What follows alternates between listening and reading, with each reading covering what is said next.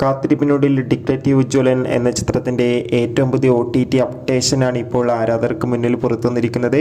ആ ഒരു അപ്ഡേഷനാണ് ഇന്നൊരു വീഡിയോ ഭാഗത്ത്. വീഡിയോയിലേക്ക് വരുമ്പോൾ വീഡിയോ ലൈക്ക് ചെയ്യുക, ചാനൽ സബ്സ്ക്രൈബ് ചെയ്യുക.